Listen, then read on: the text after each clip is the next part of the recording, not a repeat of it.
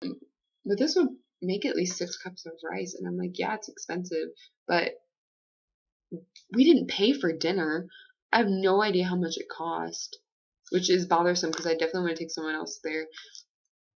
And we were told that it was authentic Thai food, but then some of the Thai people that we were eating with, because we were eating with like the dignitaries from the university, said that this was Thai food adapted for the American palate. So it was sweeter, it was saltier, you know. And I have no idea how much the meal cost because they split the bill between our professors um, and the dean of Chiang Mai University. And like, I mean, for the fancy salad place downstairs that I went to, it cost like $5 a plate. So I can only imagine. I mean, I have no idea what it costs. It does actually cost what you would pay for it in America, which would be like $200, or you know, per person, or was it only like $20 a person? Like, I have no freaking idea. And I want to know because I want to bring people back, but it's considered very rude to ask. Like, if someone offers to pay for your food, you do not ask them how much they paid for it. Or, like, even if you give gifts, you don't ask, like, how much, you don't set limits on gift buying. Like, if you're doing a gift exchange, people don't say, oh, don't spend over $30 like they do in America or in Europe. They just say, oh, we're doing a gift exchange, here's your person. And, you know, like, they're really, like, you know, you don't tell people because it's a gift. Which I wish we did that because that's how I feel. Like people are always like when I buy Christmas presents, especially for like my friends, they're like, "Oh, but I didn't get you anything for Christmas," and I'm like, "That's fine. I don't care. You know, just give me your love. I'm good." Anyways, okay. So I still didn't read all of this.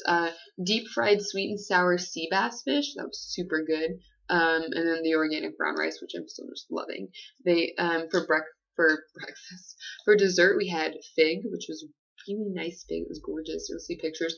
And then mango ice cream with sticky rice, which I actually saw them preparing. They were prepared in like these really tall like martini glasses. They're so cool.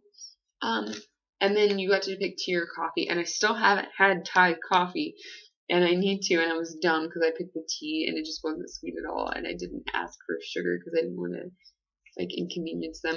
But they were so nice. Like there was food that just appeared in front of me. Like I have no idea how the heck it got there. And like when I was getting up to go to the bathroom, like someone ran over and like pulled my seat back out. And like when I came back to sit down, someone stood there and waited, pulled out my seat and pushed me back in. And I was just like, wow. I hope that they were tipped because in Thailand you don't tip people unless they did like an exceptional job. Like you're not expected to tip. And there's no like, oh, you have to tip at least 15% because otherwise they won't make up their wages. You know, there's nothing like that. Like they don't have to report tips. And tips is just purely like if you feel like you had an exceptional service, you give them a tip. But there's no like amount. I mean, they're appreciative of any tip because it's not commonplace. Oh, so something that I forgot to mention, I just don't want to make notes.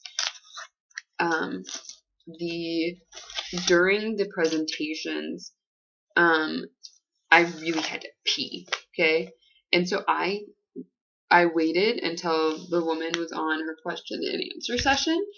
And I stood up and I walked all the way around the outside of the room and then out the door. Which, you know, being in show choir, that's how you're taught to exit. Like that's how you do it. And that's how we as performers always, you know, you don't want to cross right in front of the stage. You don't want to cross right in front of everyone in your row because that's distracting. That's so rude. And it was funny because when I came back, and we were talking at lunch, Dr. Wilhelm actually he said that he applauded me because he said that that was so thoughtful, and he said it was so inconspicuous because like the girl sitting next to me didn't even notice that I left, and he said that I, you know, I handled it very well, and that he was, you know, very proud to see that someone was like, you know, taking the time to really think about stuff like that. Anyways, going back to dinner. So the person that I sat by, because we were like mingling with all like the Thai, the dean of the college, her husband was there, and he's actually from Singapore, so that was really cool. I'm sorry, I'm so tired. I've talked for 40 minutes. He was actually from Singapore, and he's still like learning Thai, but he's learned English, but it's still not his best. And so he was really cool, and he was asking me so many questions about like what I wanted to do. And when he found out I was a biology major, he's actually really into science. He's actually an educator, and he like his undergrad work was in like physics and like science education. So like he's really into that. He's a perfect person to sit by. We had long, wonderful conversations, and it really made me feel great because he asked so many questions, you know. And I mean, it was very mutual. Like I asked a lot of questions back, but I mean, it was mostly me talking. But that's because he seemed so interested in, you know, learning about what I was doing. And he was like, he looked at me, you know, after I told him like I took a show choir, about running the business with my mom, about like my major and my double minor, and you know why I'm in Thailand, and just like all of these things. He said that he felt like he shouldn't be sitting by me because he felt that I was like at a higher standard than him. He was like, you know, you've done so much more. Like I feel like so honored to be in your presence. And I was like,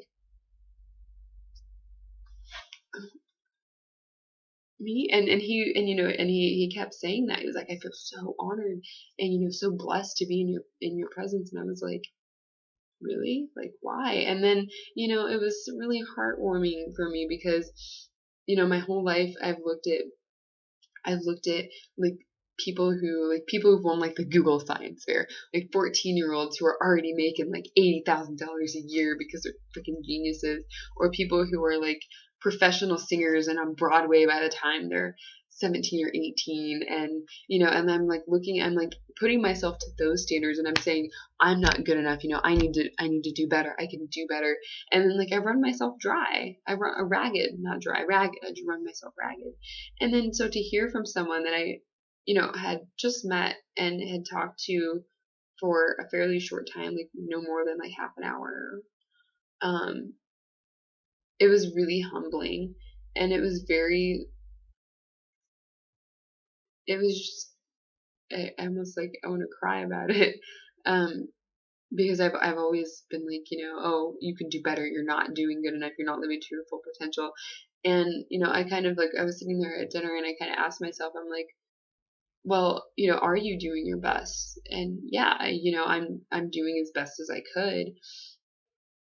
And then like, well, you know, the biggest question is, you know, are you happy? Because that to me, that's like I would rather be happy than successful.